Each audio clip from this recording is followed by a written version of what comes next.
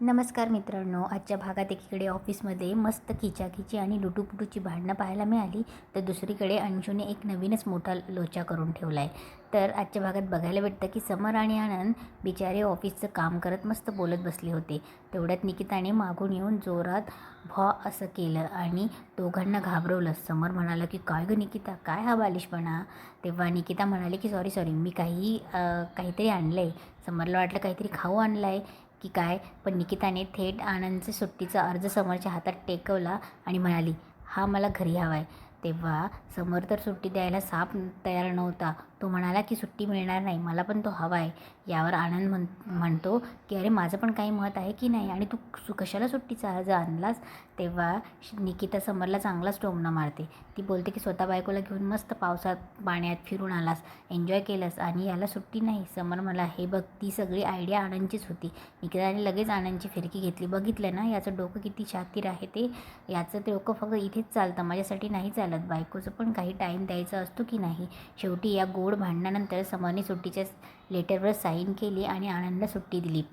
इकडे अंशू मात्र चांगलाच अडचणीत सापडला आहे. तो फोनवर कोणाशी तरी गयावया करत बोलत होता. त्याने मॅचवर पैशांची बेट लावली होती आणि तो सगळे पैसे हरला आहे. आता ज्या गुंडांकडून त्याने पैसे घेतले होते ते त्याला धमक्या देत आहेत आणि अंशू त्याच्यापुढे हात जोडतोय. हेच अंशू फोनवर बोलत असतानाच मल्लिका तिथे येते आणि मल्लिकाने त्याला विचारलं, अंशू आता काय नवीन कांड करून ठेवला आहेस तू? अंशूने आधी लपवायचा प्रयत्न केला. नाही मॉम, काय विचारतेस तू? तेव्हा मल्लिका म्हणाली, माझ्यापासून काही लपवायचं नाही. किती मुलींचे कांड करत असतोस रे तू नेहमी. तेव्हा अंशू म्हणाला, अगं मॉम, आता मुलींचा मॅटर नाही आहे. तेव्हा मल्लिका बोलते की म्हणजे आम्ही तुला नेहमी पाठीशी घालत राहायचं. आणि अंशू स्वतःचीच बाजू घेत म्हणाला, मॉम, जर मला लॉटरी लागली असती तर माझं कौतुक तू केलंच असतं ना. मग आता पैसे हरलोय मी तर काय करू? आणि ती गुंड आता पैसे घ्यायला थेट आपल्या घरात यायला निघाले. त्यामुळे आता अंशूच्या या नवीन प्रतापामुळे घरात मोठा भूकंप तर येणार आहे, हे नक्कीच आहे.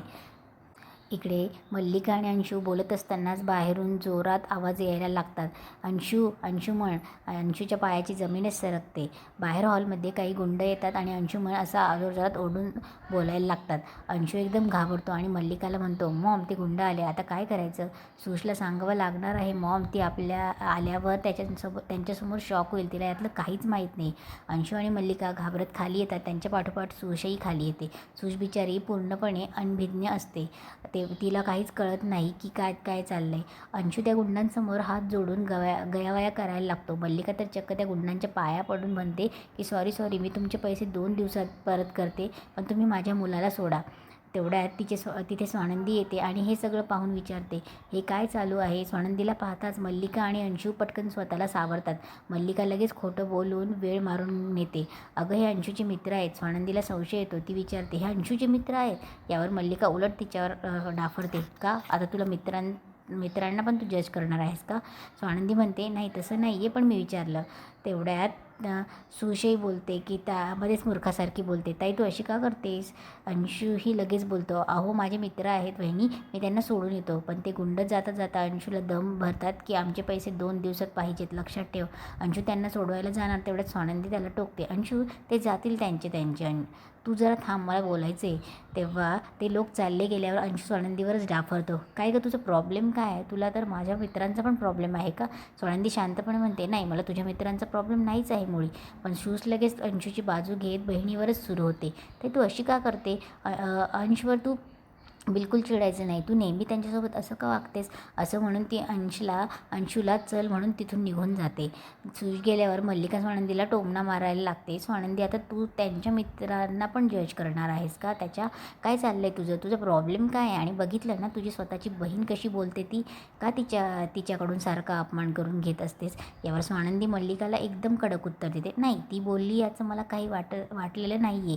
ते तुम्ही टेन्शन नका घेऊ काकू, तुम्ही तुमच्या मुलाचं टेन्शन घ्या. मल्लिका चिडून म्हणते, माझ्या मुलाचं टेन्शन घ्यायची काळजी तू नको करू, ते मी माझं बघून घेईल. तेव्हा स्वानंदी शेवटी मल्लिकाला थेट इशारा देते, मग ती काळजी तुम्हीच करा, कारण आता जर अंशूने काही केलं ना अंशुमनने, तर त्याला मी सोडणार नाही आहे.